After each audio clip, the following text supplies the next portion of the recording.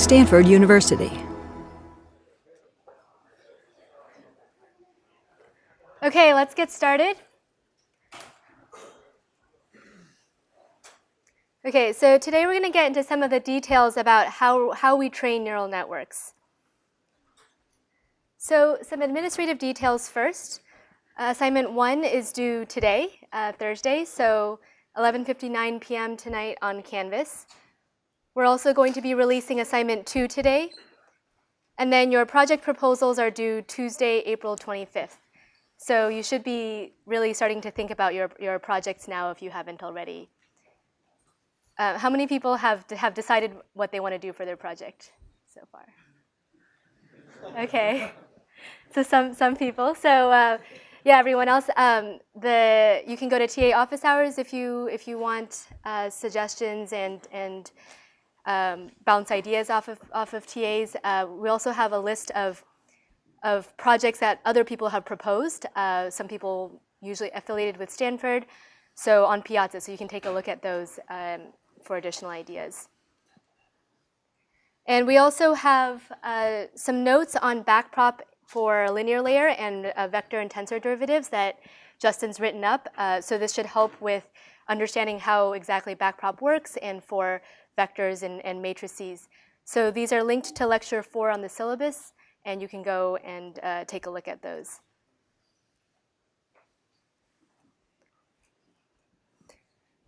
Okay, so where we are now, we've talked about how to express a function in terms of a computational graph.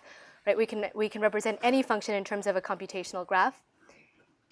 And we've talked more explicitly about neural networks, which is a type of graph where we have these linear layers that we stack on top of each other with nonlinearities in between. And we've also talked last lecture about convolutional neural networks, which are a particular type of network that uses convolution layers to preserve the spatial structure throughout all the hierarchy of the network. And so we saw exactly how a convolution layer looked, where each activation map in the convolutional layer output is produced by sliding a filter of weights over all of the spatial locations in the input. And we also saw that usually we can have many filters per layer, each of which produces a separate activation map. And so what we can get is from an input, right, with a certain depth, we'll get an activation map output, which has some spatial dimension that's preserved, as well as the depth is the total number of filters that we have in that layer. And so what we want to do is we want to learn the values of all of these weights or parameters. And we saw that we can learn our network parameters through optimization, which we talked about a little bit earlier in the course. Right? And so we want to get to a point in the loss landscape that produces a low loss. And we can do this by taking steps in the direction of the negative gradient. And so the whole process we actually call a mini batch stochastic gradient descent, where the steps are that we sample a batch of data, we forward prop it through our computational graph or our neural network, we get the loss at the end, we back prop through our network to calculate the gradients, and then we update the parameters or the weights in our network using this gradient. Okay, so now for the next couple of lectures, we're going to talk about some of the details involved in training neural networks. And so this involves things like how do we set up our neural network at the beginning, which activation functions that we choose, how do we pre-process the data, weight initialization, regularization, gradient checking. We'll also talk about training dynamics. So how do we babysit the learning process? How do we choose how we do parameter updates, specific parameter update rules, and how do we do hyperparameter optimization to choose the best hyperparameters? And then we'll also talk about evaluation and model ensembles. So today in the first part, we'll talk about activation functions, data preprocessing, weight initialization, batch normalization, babysitting the learning process, and hyperparameter optimization. Okay, so first, activation functions. So we saw earlier how at any particular layer, we have the data coming in. We multiply by our weights, in fully connected or a convolutional layer, and then we'll pass this through an activation function or nonlinearity. And we saw some examples of this. We used sigmoid previously in some of our examples. We also saw the ReLU nonlinearity. And so today we'll talk more about different choices for these different nonlinearities and trade-offs between them. So first, the sigmoid, which we've seen before and probably the one we're most comfortable with. Right, so the sigmoid function is, as we have up here, 1 over 1 plus e to the negative x. And what this does is it takes each number that's input into this sigmoid nonlinearity, so each element, and it element-wise squashes these into this range 0, 1, right, using this function here. And so if you get very high values as input, then the output is going to be something near 1. If you get very low values, or sorry, very negative values, it's going to be near 0. And then we have this regime near 0 that it's in a linear regime. It looks a bit like a linear function. And so this has been historically popular because sigmoids, in a sense, you can interpret them as a kind of a saturating firing rate of a neuron, right? So it's something between 0 and 1. You could think of it as a firing rate.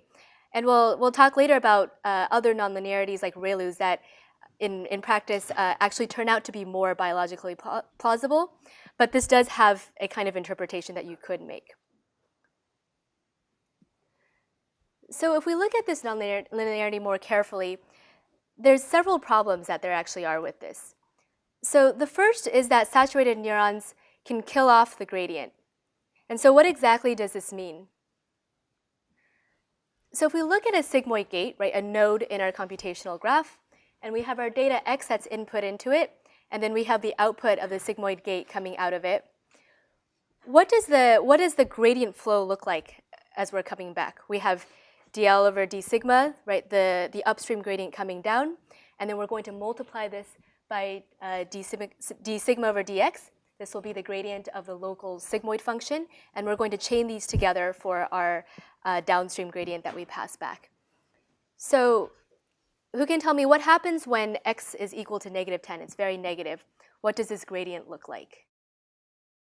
0. Yeah, so that's right. So the gradient becomes 0, and that's because in this negative, very negative region of the sigmoid, it's essentially flat, so the gradient is 0, and we chain any upstream gradient coming down, we multiply by basically something near 0, and we're going to get a very small gradient that's flowing back downwards, right? So in a sense, after the chain rule, this kills the gradient flow, and you're going to have a 0 gradient passed down to downstream nodes. And so what happens when x is equal to 0?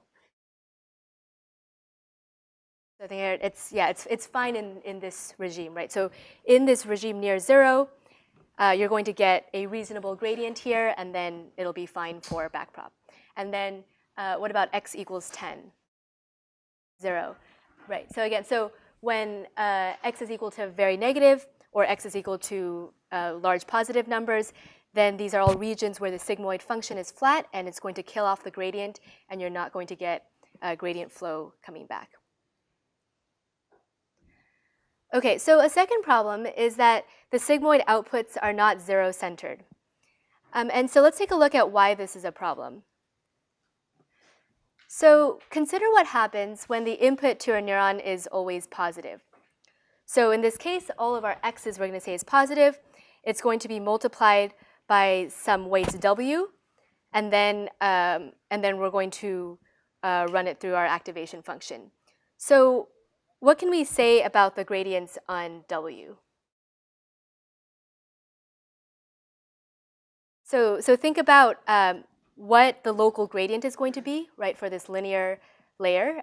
We have dl over whatever the activation function, the loss coming down, and then we have our local gradient, which is going to be basically x, right? And so what does this mean if all of x is positive? Okay, so I heard it's always going to be positive. So that's almost right. It's always going to be either positive or all positive or all negative, right? So our upstream gradient coming down is dl over our loss L. It's going to be dl over df. And this is going to be either positive or negative. It's some arbitrary gradient coming down. And then our local gradient that we multiply this by is, if we're going to find the gradients on W, is going to be, right, df over dw, which is going to be x, right? And so if x is always positive, then the gradients on W, which is multiplying these two together, are going to always be the sign of the upstream gradient coming down. And so what this means is that all the gradients of W, since they're always either positive or negative, they're always going to move in the same direction, right? You're either going to increase all of the, when you do a parameter update, you're going to either increase all of the values of W by a positive amount or differing positive amounts, or you will decrease them all. And so the problem with this is that this gives very inefficient gradient updates, right? So if you look at on the right here, we have an example of a case where, let's say, W is two-dimensional, right? So we have our two axes for W. And if we say that we can only have all positive or all negative updates, then we have these two quadrants, right, and are the two places where the axes are either all positive or all negative. And these are the only directions in which we're allowed to make a gradient update. And so in the case where, let's say, our hypothetical optimal W is actually this blue vector here, right, and we're starting off at some point, right, at the top of the beginning of the red arrows, we can't just directly take a gradient update in this direction, because this is not in one of those two allowed gradient directions. And so what we're going to have to do is we'll have to take a sequence of gradient updates, for example, in these red arrow directions that are each in allowed directions in order to finally get to this optimal W. And so this is why also in general we want a zero mean data, right? So we want our input X to be zero mean so that we actually have positive and negative values, and we don't get into this problem of the gradient updates W all moving in the same direction. So is this clear? Any questions on this point? Okay. Okay, so we've talked about these two main problems of a sigmoid, right? The saturated neurons can kill the gradients if we're too positive or too negative of an input. They're also not zero-centered, and so we get these this inefficient kind of gradient update. And then a third problem, we have an exponential function in here, so this is a little bit computationally expensive. In the grand scheme of your network, this is usually not the main problem because we have all of these convolutions and dot products that are a lot more expensive, but this is just a minor point also to observe. So now we can look at a second activation function here at tanh. And so this looks very similar to the sigmoid, but the difference is that now it's squashing to the range -1 and 1.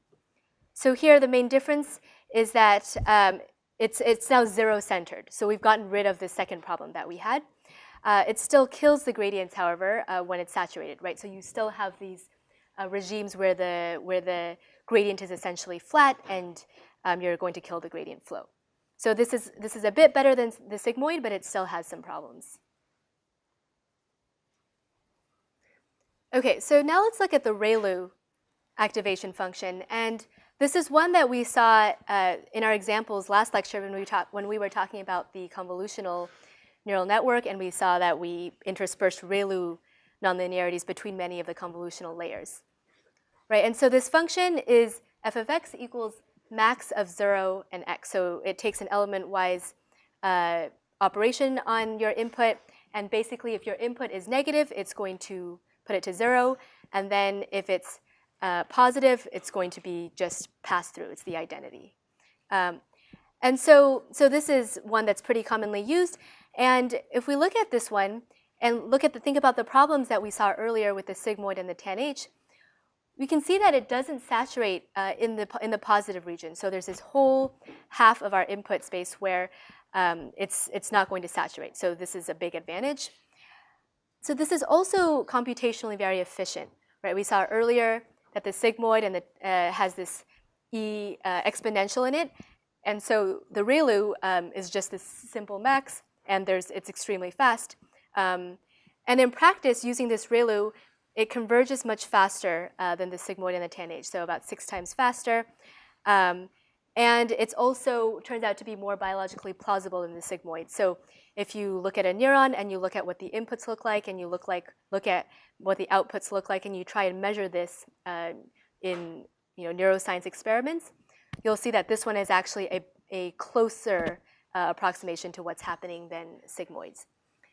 And so ReLUs were started to be used a lot around 2012 when we had AlexNet, the first major convolutional neural network that was able to do well on ImageNet and large-scale data. They used the ReLU in their experiments.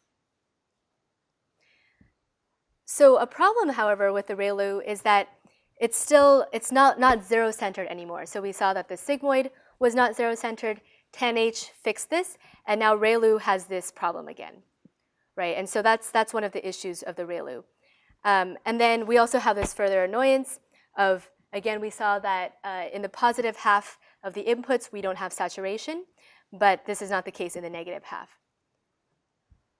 right? So just thinking about this a little bit more precisely, so what's happening here when x equals -10? So 0 gradient, that's right. What happens when x is equal to +10? It's good, right? So we're in the linear regime. And then what happens when x is equal to 0? Yeah, so it's undefined here, but in practice we'll say 0, right? And so basically it's killing the gradient in half of the regime. And so we can get this phenomenon of basically dead ReLUs, right, when we're in this bad part of the regime. And so you can look at this as coming from several potential reasons. And so if we look at our data cloud here, this is all of our training data, then if we look at where the ReLUs can fall, so the ReLUs can be, each of these is basically, right, the half of the plane where it's going to activate, right? And so each of these is the plane that defines each of these ReLUs. And we can see that you can have these dead ReLUs that are basically off of the data cloud, and in this case, it will never activate and never update, as compared to an active ReLU where some of the data is going to be positive and pass through, and some won't be. And so there are several reasons for this. The first is that it can happen when you have bad initialization. Right, so if you have weights that happen to be unlucky and they happen to be off the data cloud, so they happen to specify this bad ReLU over here, then they're never going to get a data input that causes it to activate, and so they're never going to get good gradient flow coming back, and so it'll just never update and never activate. What's a more common case is when your learning rate is too high. And so in this case, you started off with an okay ReLU, but because you're making these huge updates, the weights jump around, and then your ReLU unit, in a sense, gets knocked off of the data manifold, right? And so this happens through training. So it was fine at the beginning, and then at some point it became bad, and it died. And so in practice, if you freeze a network that you've trained and you pass the data through, you can see that actually as much as 10 to 20% of the network is these dead ReLUs. And so, that's a problem, but and also most networks do have this type of problem when you use ReLUs. Some of them will be dead, and in practice, people look into this. It's a research problem, but it's still doing okay for training networks. Yeah, is that a question?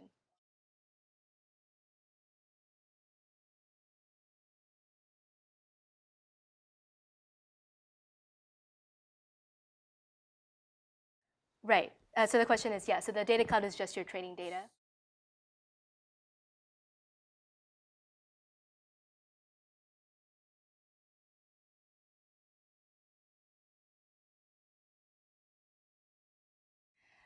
Okay, so the question is how do you tell when the ReLU is going to be dead or not with respect to the data cloud?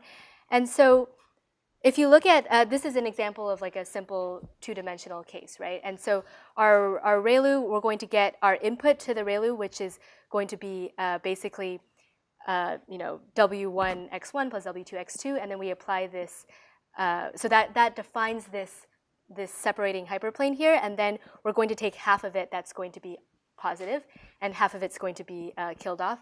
And so, yeah, so you just, it's whatever the weights happen to be, and where the data happens to be is where these hyperplanes fall. And so yeah, so just throughout the course of training, some of your ReLUs will be in different places with respect to the data cloud. Oh, question.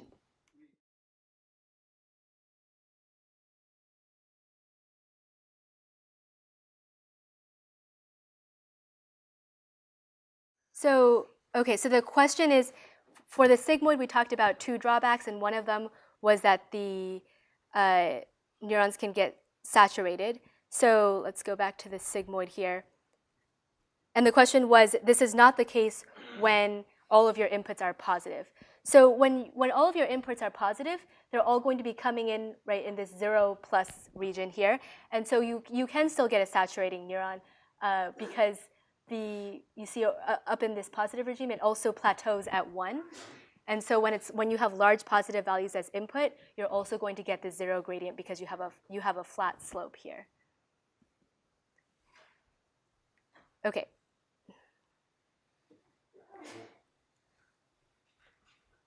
Okay, so in practice, people also like to initialize ReLUs with slightly positive biases in order to increase the likelihood of it being active at initialization and to get some updates, right? And so this basically just biases towards more ReLUs firing at the beginning. And in practice, some say that it helps, some say that it doesn't. Generally, people don't always use this. It's, yeah, a lot of times people just initialize it with 0 biases still. Okay, so now we can look at some modifications on the ReLU that have come out since then. And so one example is this leaky ReLU. And so this looks very similar to the original ReLU, and the only difference is that now instead of being flat in the negative regime, we're going to give a slight negative slope here. And so this solves a lot of the problems that we mentioned earlier. Right here, we don't have any saturating regime, even in the negative space. It's still very computationally efficient. It still converges faster than sigmoid and tanh, so it's very similar to a ReLU, and it doesn't have this dying problem. And there's also another example is the parametric rectifier, so p-ReLU. And so in this case, it's just like the leaky ReLU, where we again have this sloped region in the negative space, but now the slope in the negative regime is determined through this alpha parameter. So we don't specify it, we don't hard code it, but we treat it as now a parameter that we can backprop into and learn. And so this gives it a little bit more flexibility. And we also have something called an exponential linear unit, an ELU. So we have all of these different types of LUs, basically. And this one, again, it has all of the benefits of the ReLU, but now it also is closer to 0 mean outputs, right? So that's actually an advantage that the leaky ReLU, parametric ReLU, a lot of these, they allow you to have your mean closer to 0. But compared with the leaky ReLU, instead of it being sloped in the negative regime, here you actually are building back in a negative saturation regime. And there's arguments that basically this allows you to have some more robustness to noise, and you basically get these deactivation states that can be more robust. And you can look at this paper there's a lot of kind of more justification for all of why this is the case. And in a sense, this is kind of something in between the ReLUs and the leaky ReLUs, right? Where it has some of this shape, which the leaky ReLU does, which gives it closer to 0 mean outputs, but then it also still has some of this more saturating behavior that ReLUs have. Question?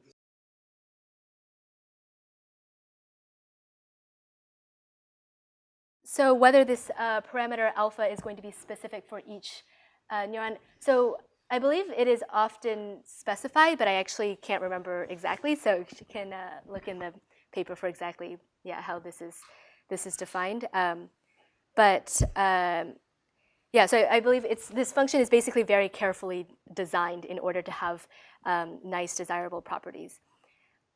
Okay, so there's basically all of these kinds of variance on the ReLU, right? And so you can see that, all of these, it's kind of, you can argue that each one may have certain benefits, certain drawbacks. In practice, people just want to run experiments on all of them and see empirically what works better, try and justify it, and come up with new ones. But they're all different things that are being experimented with. And so let's just mention one more. This is the max out neuron. And so this one looks a little bit different in that it doesn't have the same form as the others did of taking your basic dot product and then putting this element-wise nonlinearity in front of it. Instead, it looks like this max of W dot product with X plus B, and a second set of weights, W2 dot product with X plus B2.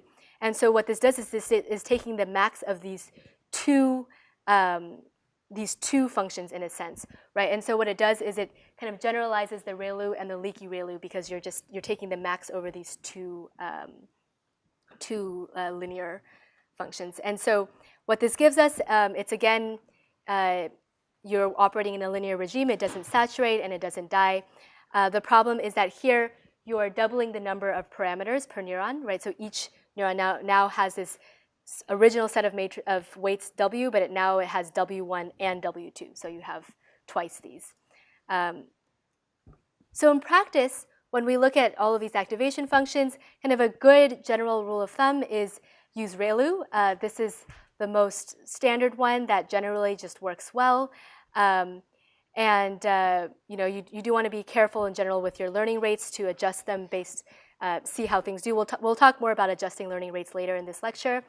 But you can also try out some of these fancier activation functions, the leaky ReLU, max out, ELU. But these are generally, they're still kind of more experimental, so you can see how they work for your problem.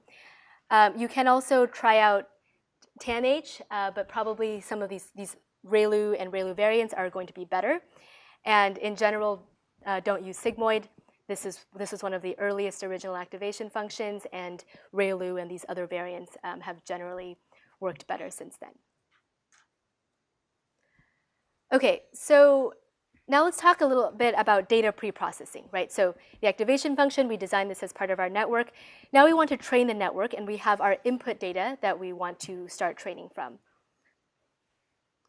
So generally, we want to always preprocess the data, and this is something that you've probably seen before in machine learning classes if you've taken those. And some standard types of preprocessing are you take your original data, and you want to zero mean them, and then you probably want to also normalize them, right? So normalized by this standard deviation.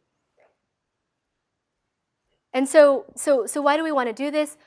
For zero centering, you can remember earlier that we talked about, right, when all of the inputs are positive, for example, then we get all of our gradients on the weights to be positive, and we get this basically suboptimal optimization.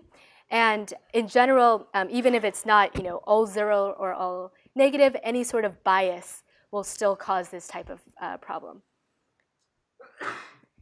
And so then in terms of normalizing the data, this is basically, you want to normalize data typically in machine learning problems, right, so that all features are in the same range and so that they contribute equally.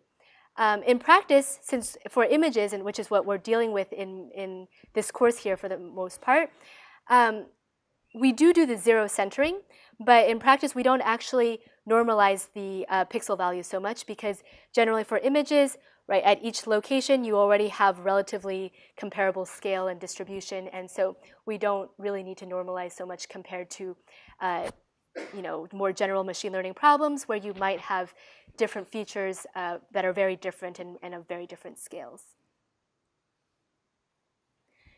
And in machine learning, you might also see more complicated things like PCA or whitening.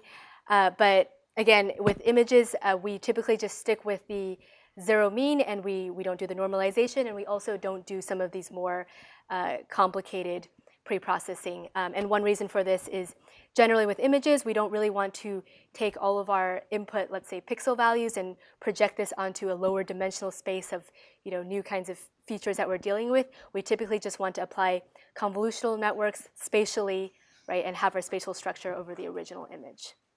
Yeah, question.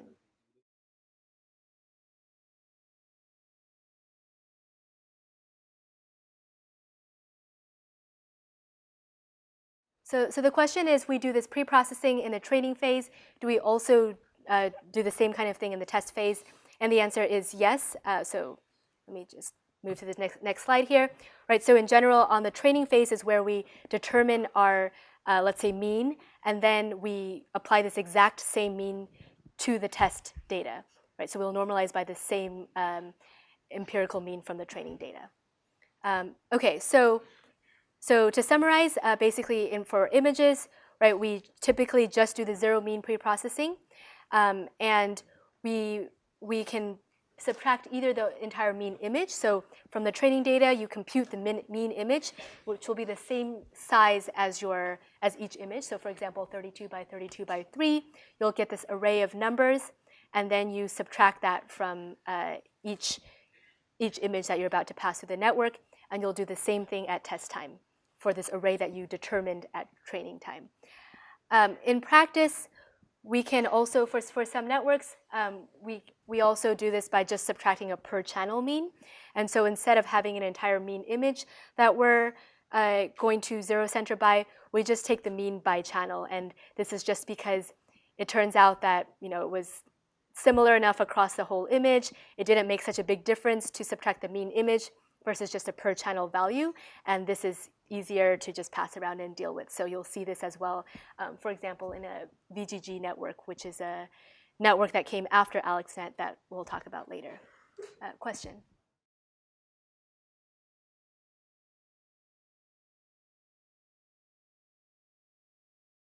Okay, so there are two questions. The first is, what's a channel in this case when we are subtracting a per channel mean? And this is RGB. Right, so our array, our images are typically, for example, 32 by 32 by 3, so width, height, each of 32, and our depth, we have 3 channels, RGB, and so we'll have one mean for the red channel, one mean for green, one for blue. And then the second, what was your second question?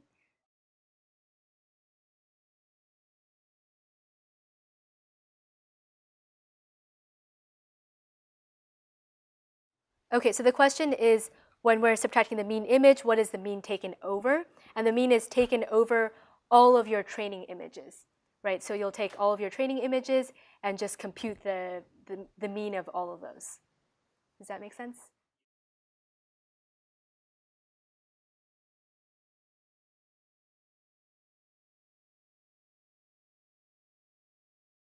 Yeah, so the question is, we do this for the entire training set once before we start training. We don't do this per batch. And yeah, that's exactly correct. So we just want to have a good sample, right? An empirical mean that we have. And so if you take it per batch, if you're sampling reasonable batches, it should be basically, you should be getting the same values anyways for the mean. And so it's more efficient and easier just do this once at the beginning. You might not even have to really take it over the entire training data. You could also just sample enough training images to get a good estimate of your mean. Okay, so any other questions about data preprocessing? Yes. So the question is, does the data preprocessing solve the sigmoid problem? So the data preprocessing is doing zero mean, right? And we talked about how sigmoid, we want to have zero mean. And so it does solve this for the first layer that we pass it through, right? So now our inputs to the first layer of our network is going to be zero mean. But we'll see later on that we're actually going to have this problem come up in much worse and greater form as we have deep networks. You're going to get a lot of non-zero mean problems later on. And so in this case, this is not going to be sufficient. So this only helps at the first layer of your network. Okay, so now let's talk about how do we want to initialize the weights of our network. Right, so we have, let's say, a standard 2-layer neural network, and we have all of these weights that we want to learn, but we have to start them with some value, right? And then we're going to update them using our gradient updates from there. So first question, what happens when we use an initialization of w equals 0. We just set all of the parameters to be 0. What's the problem with this? So, sorry, say that again. So I heard all the neurons are going to be dead. No updates ever. So not exactly. So part of that is correct in that all the neurons will do the same thing, right? So they might not all be dead, depending on your input value.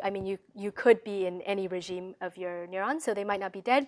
But the key thing is that they will all do the same thing, right? So since your weights are 0, given an input, every neuron is going to have this same operation, basically, on top of your inputs.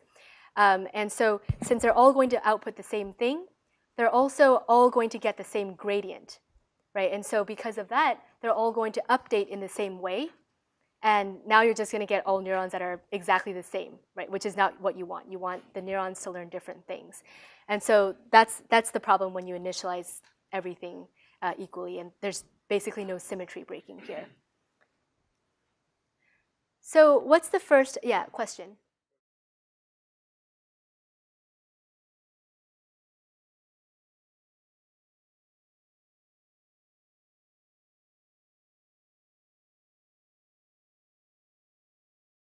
So the question is, because the gradient also depends on our loss, won't one backprop differently compared to the other? So so in the last layer, like, yes, you do have basically some of this, the gradients will get the same, we'll get different loss, right, for each specific neuron based on which class it was connected to. But if you look at all the neurons generally throughout your network, like, you're going to, you basically have a lot of these neurons that are connected in exactly the same way. They have the same updates, and it's basically going to be a problem. Okay, so the first idea that we can have to try and improve upon this is to set all of the weights to be small random numbers that we can sample from a distribution. So in this case, we're going to sample from basically a standard Gaussian, but we're going to scale it, right, so that the standard deviation is actually 1e negative 2, 0.01. And so this gives us many small random weights. And so this does work okay for small networks, right? Now we've broken the symmetry. But there's going to be problems with deeper networks. And so let's take a look at why this is the case. So here, this is basically an experiment that we can do, where let's take a deeper network. So in this case, let's initialize a 10-layer neural network to have 500 neurons in each of these 10 layers. Okay, we'll use tanh nonlinearities in this case, and we'll initialize it with small random numbers, as we described in the last slide. So here we're going to basically just initialize this network. We have random data that we're going to take, and now let's just pass it through the entire network, and at each layer, look at the statistics of the activations that come out of that layer. And so what we'll see, this is probably a little bit hard to read up top, but if we compute the mean and the standard deviations at each layer, we'll see that at the first layer, this is the means are always around 0. There's a funny sound in here. Interesting. Okay, well, that was fixed. So if we look at the outputs from here, right, the mean is always going to be around 0, which makes sense, right? So if we look here, let's see, if we take this, we looked at the dot product of x with w, and then we took the tanh nonlinearity, and then we stored these values. And so because the tanh is centered around 0, this will make sense. And then the standard deviation, however, shrinks, and it quickly collapses to 0, right? And so if we're plotting this, here, this second row of plots here is showing the mean and the standard deviations over time per layer. And then in the bottom, the sequence of plots is showing for each of our layers what's the distribution of the activations that we have. And so we can see that at the first layer, we still have a reasonable Gaussian-looking thing. It's a nice distribution. But the problem is that as we multiply by this W, these small numbers at each layer, this quickly shrinks and collapses all of these values, right, as we multiply this over and over again. And so by the end, we get all of these zeros, right, which is not what we want, right? So we get all the activations become 0. And so now let's think about the backward pass. So if we do a backward pass now, assuming this was our forward pass, and now we want to compute our gradients. So first, what does the gradients look like on the weights? Does anyone have a guess?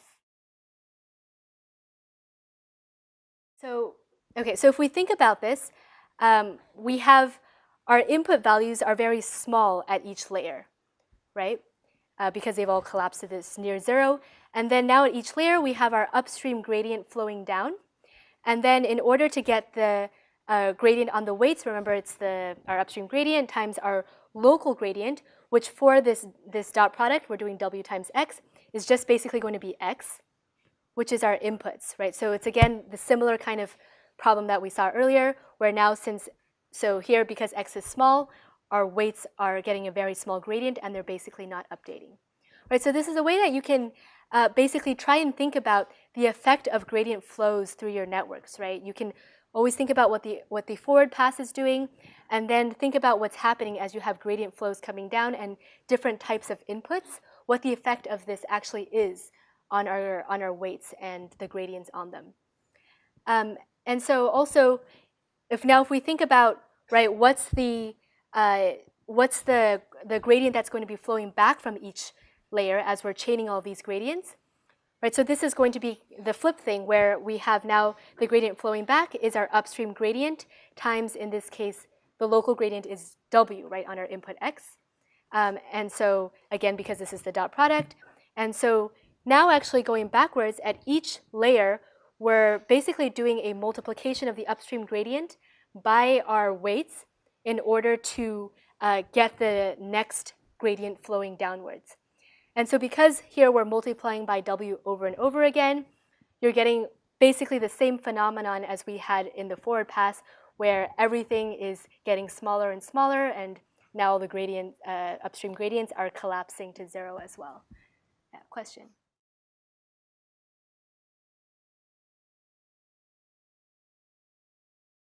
Yeah, so I guess upstream and downstream can be interpreted differently depending on if you're going forward and backwards. But in this case, we're going backwards, right? We're doing back propagation. And so upstream is the gradient flowing. You can think of a flow from your loss all the way back to your inputs. And so upstream is what came from what you've already done, flowing, down into your current node. Right, so we're flowing downwards, and what we get coming into the node through backprop is coming from upstream.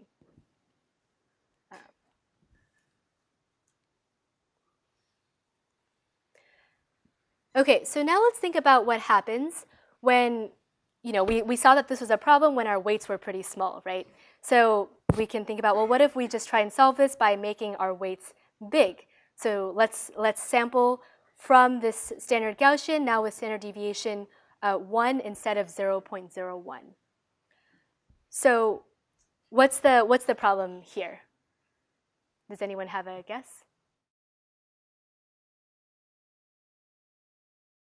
If our weights are now all big, right, and we're passing them, and we're taking these outputs of W times X and passing them through tan H nonlinearities. Remember, we were talking about what happens at different values of inputs to tan H. So what's the problem? Okay, so yeah, so I heard that it's going to be saturated. So that's right. Basically now, right, because our weights are going to be big, we're going to always be at saturated regimes of either very negative or very positive of the tan H.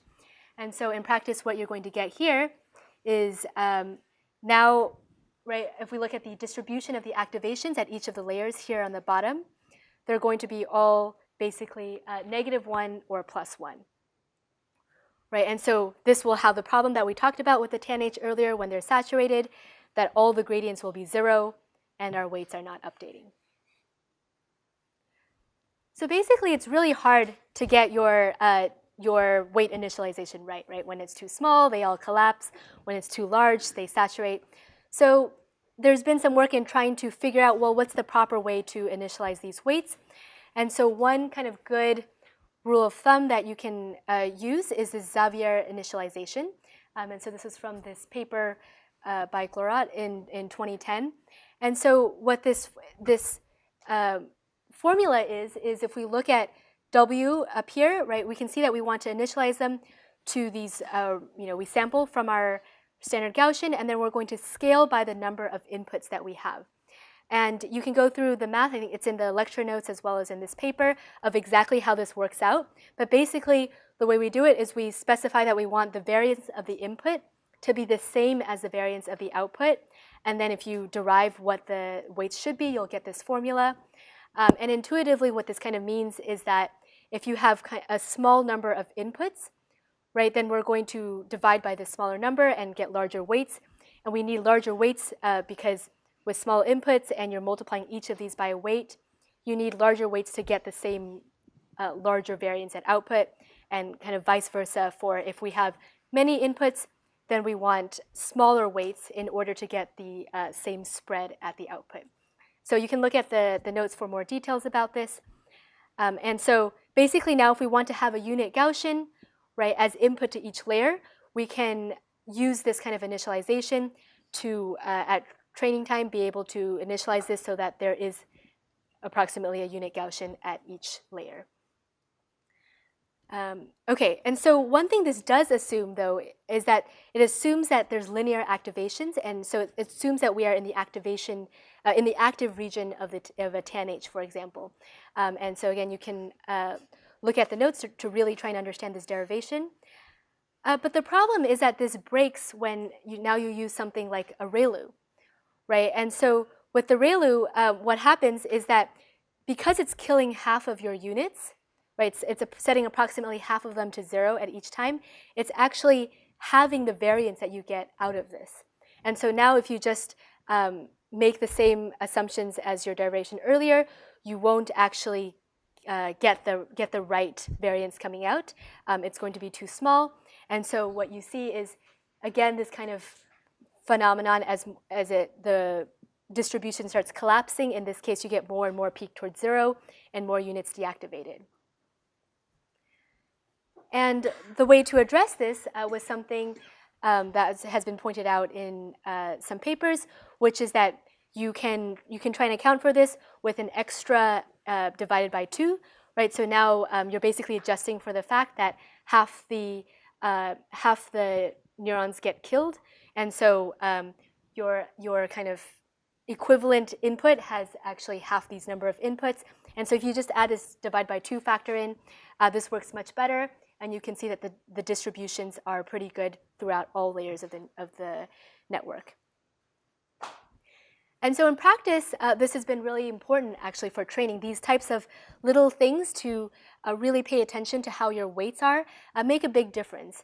And so, for example, you'll see in some papers that this actually is the difference between the network, even training at all and performing well versus nothing happening. So proper initialization is still an active area of research, and so if you're interested in this, you can look at a lot of these papers and resources. A good general rule of thumb is basically use the Xavier initialization to start with, and then you can also think about some of these other kinds of methods.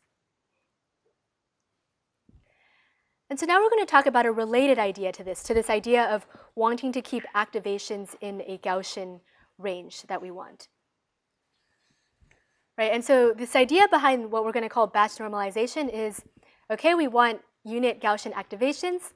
Let's just make them that way. Let's just force them to be that way. And so how does this work? So let's consider a batch of activations at some layer. Right, so now we have all of our activations coming out.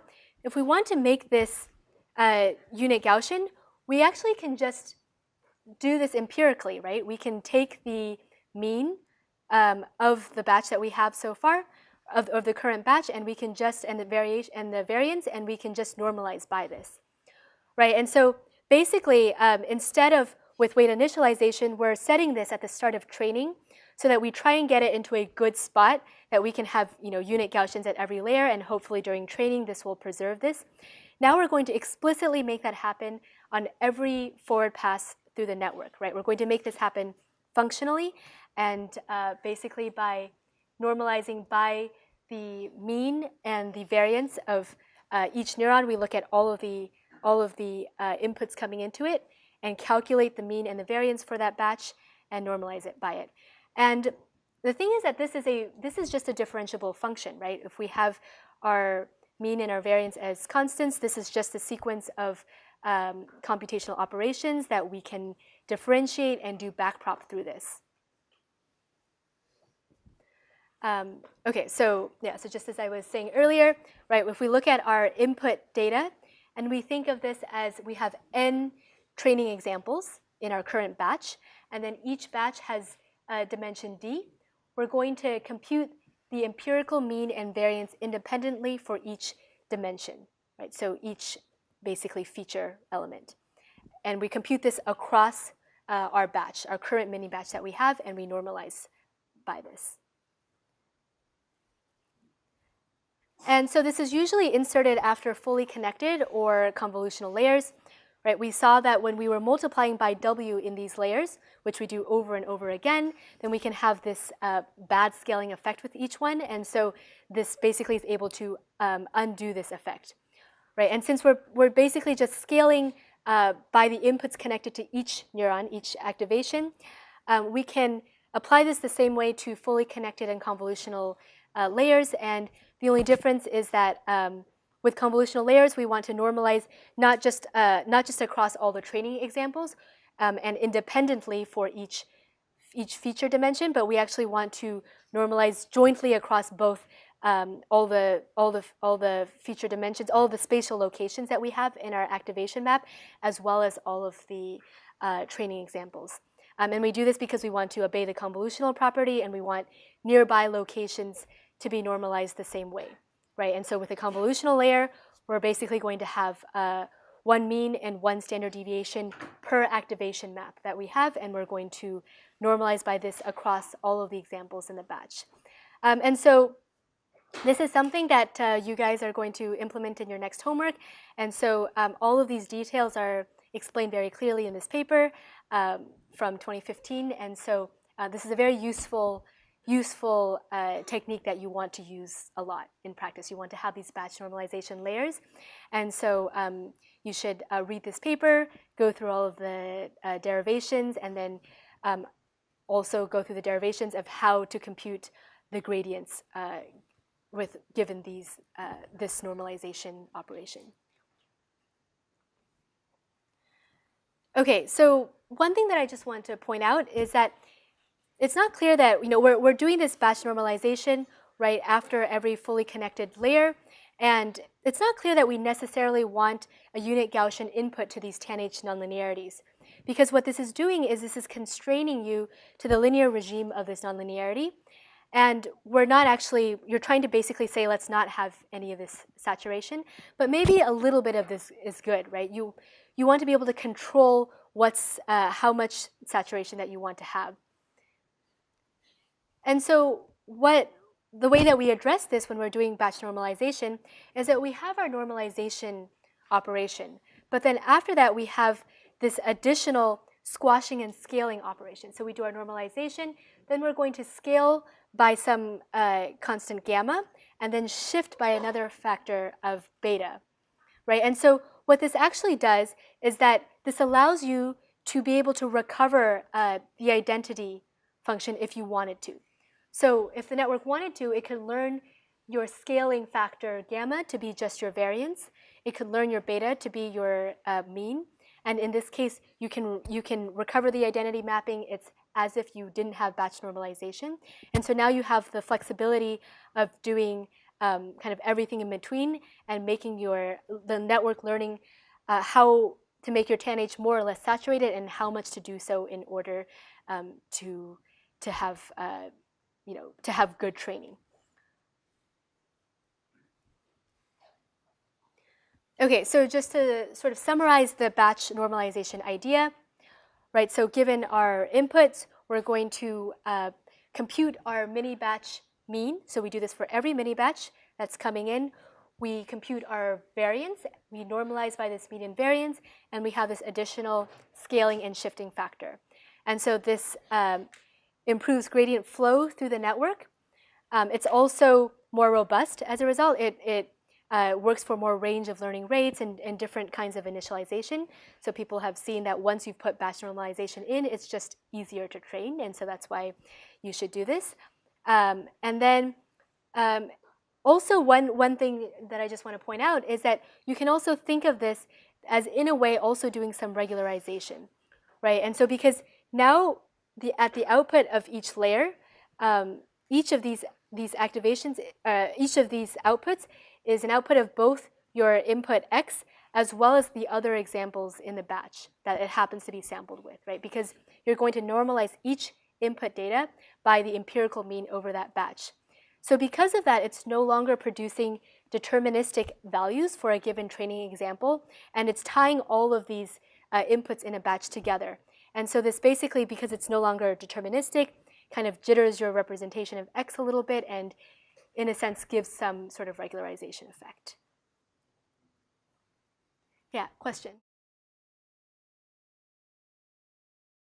Question is, gamma and beta are learned parameters, and yes.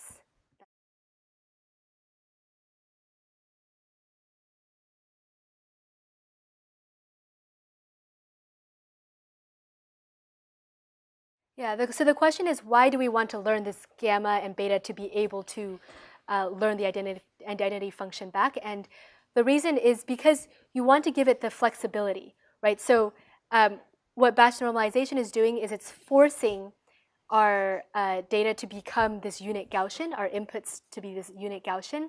But even though in general this is a good idea, it's not always that this is exactly the best thing to do, right? And we saw in particular for something like a TANH, you might want to control some degree of saturation that you have. And so what this does is it gives you the flexibility of doing this exact like unit Gaussian normalization if it wants to, but also learning that maybe in this particular part of the network, maybe that's not the best thing to do. Maybe we want something still in this general idea, but slightly different, right? Slightly scaled or shifted. And so these parameters just give it that extra flexibility to learn that if it wants to. And then if the best thing to do is just batch normalization, then it'll learn the right parameters for that. Yes.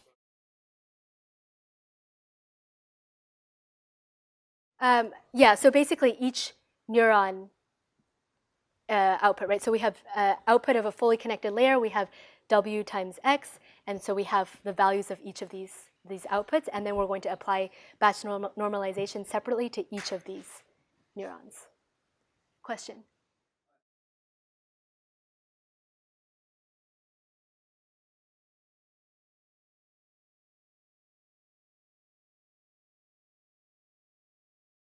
Yeah, so the question is that for things like reinforcement learning, you might have a really small batch size.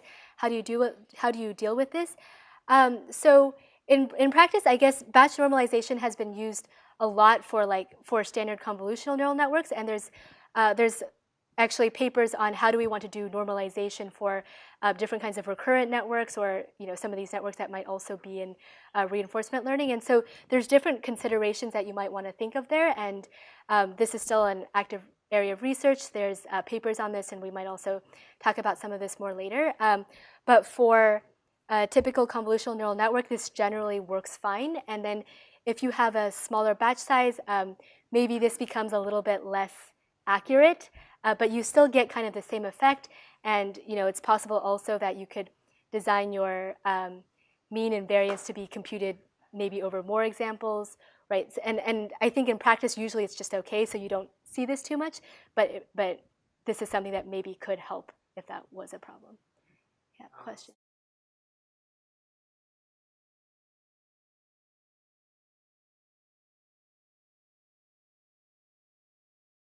So the question is, if we force the inputs to be Gaussian, do we lose the structure, right? So no, in a sense that you can think of, like, if you had all your features distributed as a Gaussian, for example, even if you were just doing data preprocessing, this Gaussian is not losing you any structure, right? It's just shifting and scaling your data into a regime that works well for the operations that you're going to perform on it. In convolutional layers, you do have some structure that you want to preserve spatially, right? You want, like, if you look at your activation maps, you want them to relatively all make sense to each other. So in this case, you do want to take that into consideration. And so now we're going to find one mean for the entire activation map. So we only find the empirical mean and variance over training examples. And so that's something that you'll be doing in your homework, and also it's explained in the paper as well. So you should refer to that. Yes.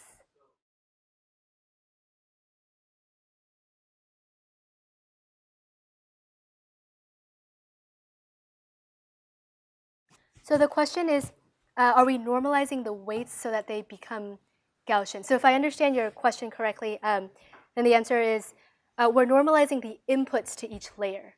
So we're not changing the weights in this process.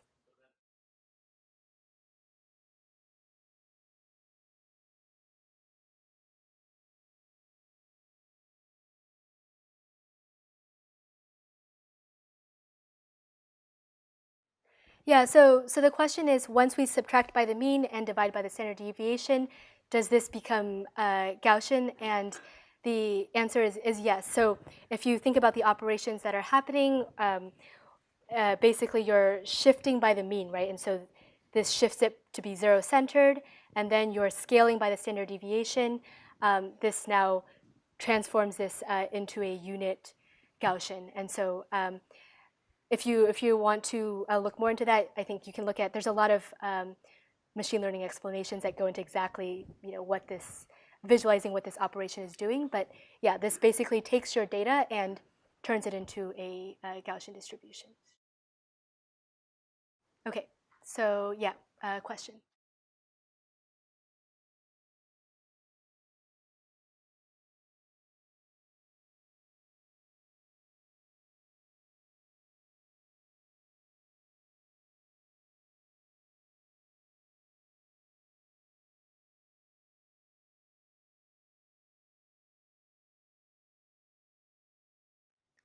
So the question is, if we're going to be doing this shift in scale and learning these, is the batch normalization redundant because you could recover the identity mapping?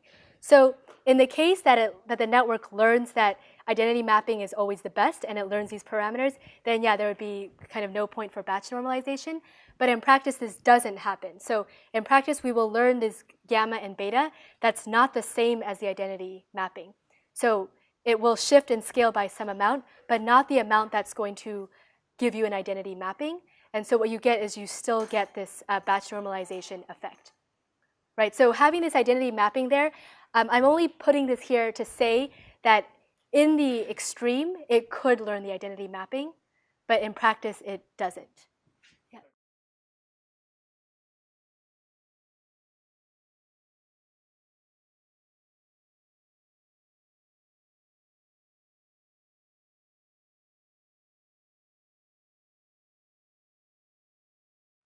Oh, right. Yeah, sorry. So, okay, so I was not clear about this, but yeah, I think this is related to the other question earlier. So when we're doing this, we're actually getting zero mean and unit Gaussian, which puts this into a nice shape, but it doesn't have to actually be a Gaussian. So yeah, I mean, ideally, if we're looking at like inputs coming in as, sort of approximately Gaussian, we would like it to have this kind of effect, but yeah, in practice, it doesn't have to be. Thanks.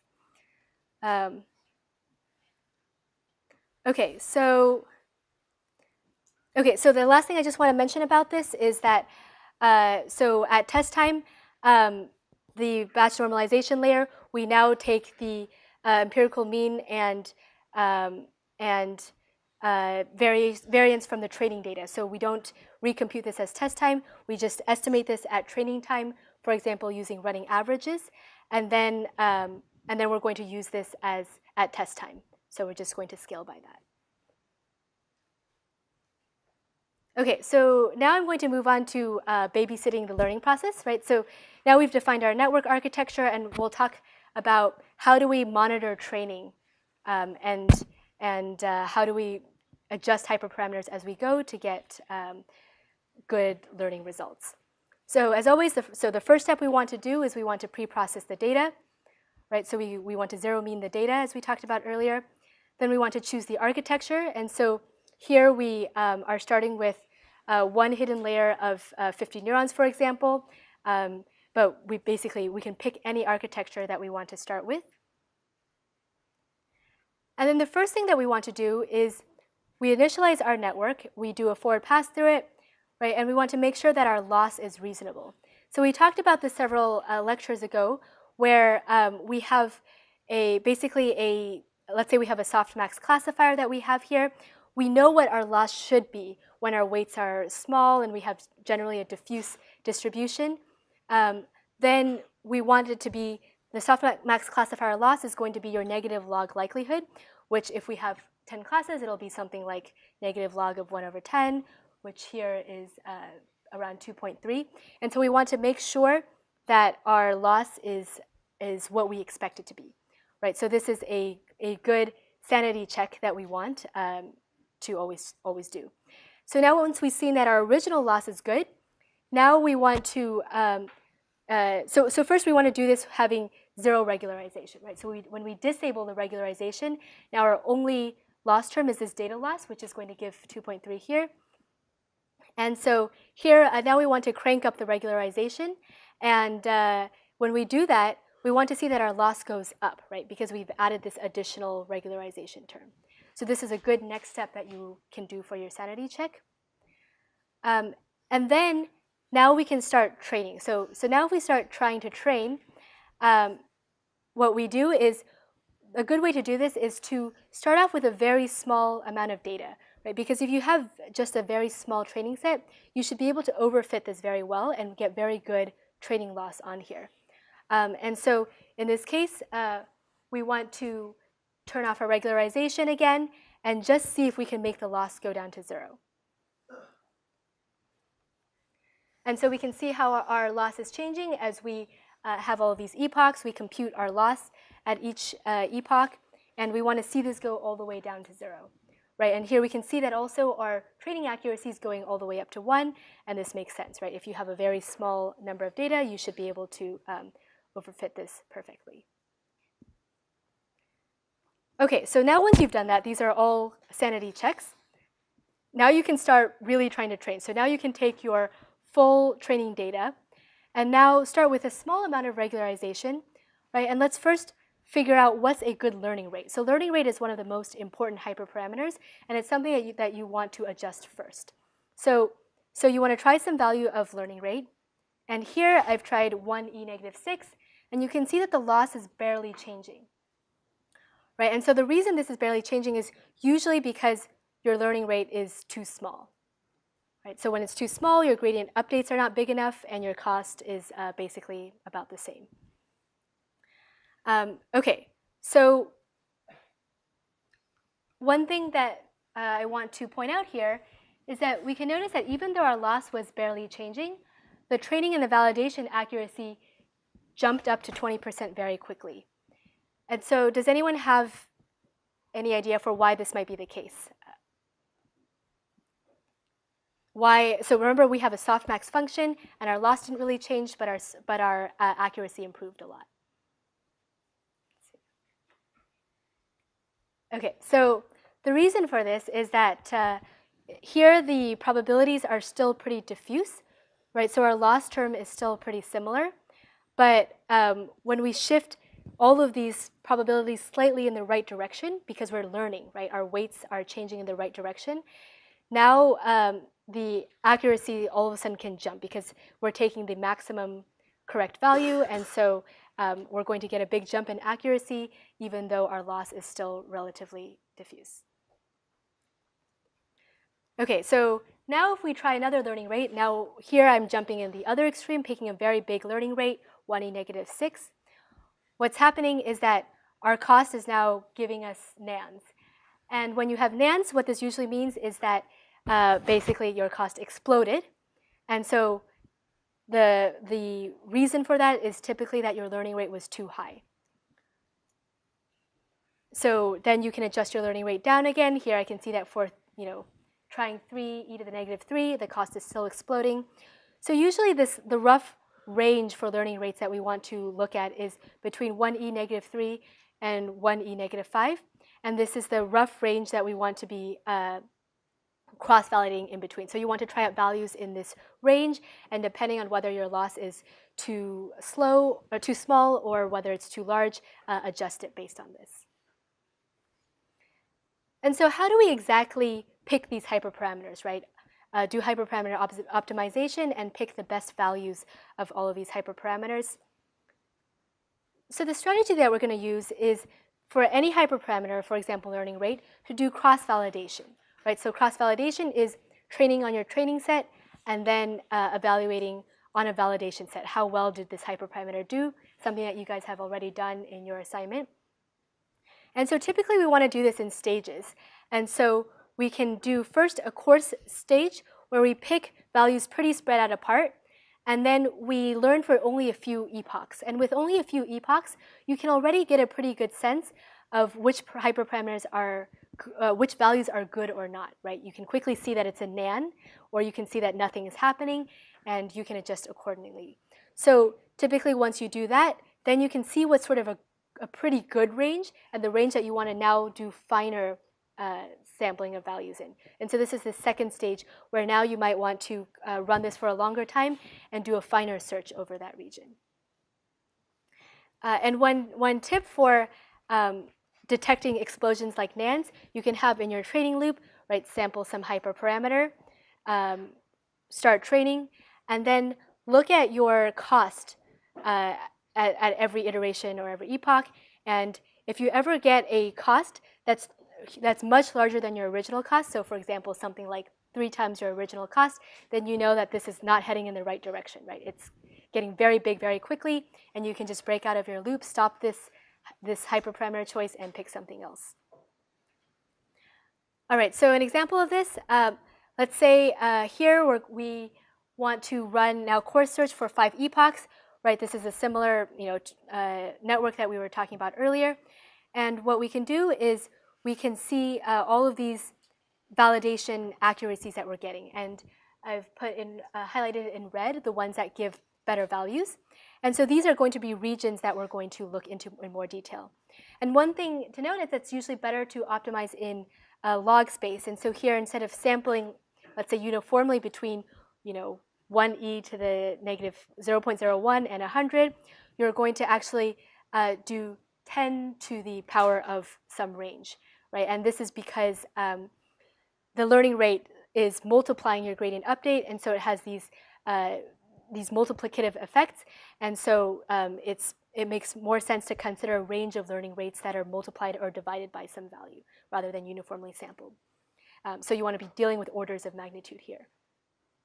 Okay, so once you find that, you can then adjust your range, right?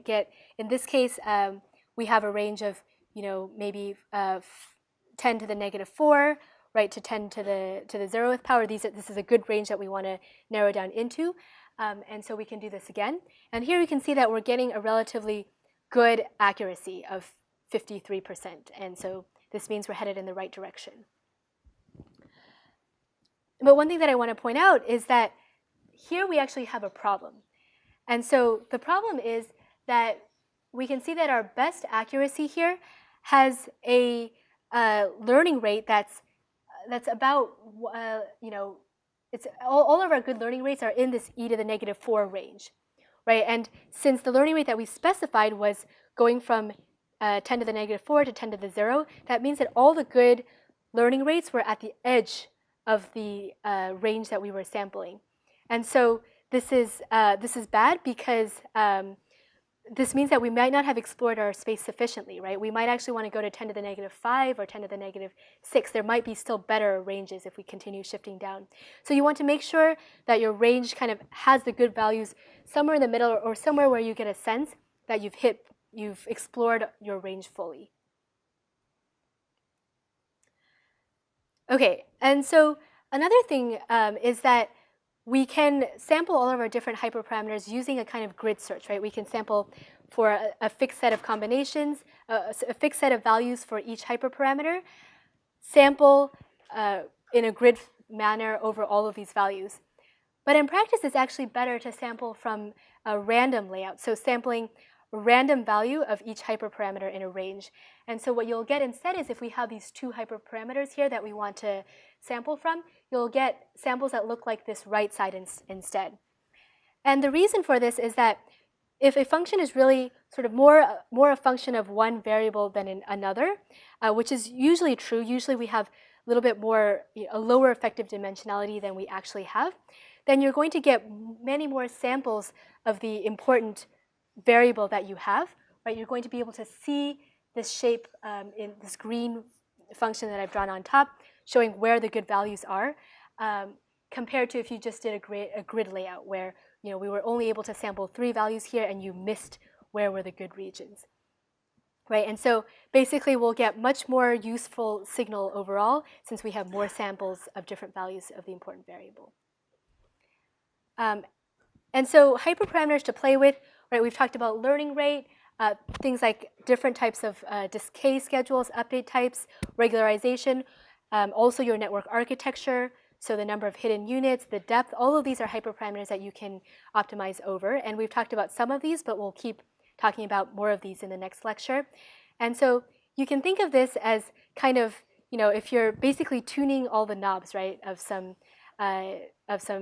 turntable where you're a neural networks practitioner, you can think of the music that's output is the loss function that you want, and you want to adjust everything appropriately to get the kind of output that you want, right? So this is really kind of an art that you're doing.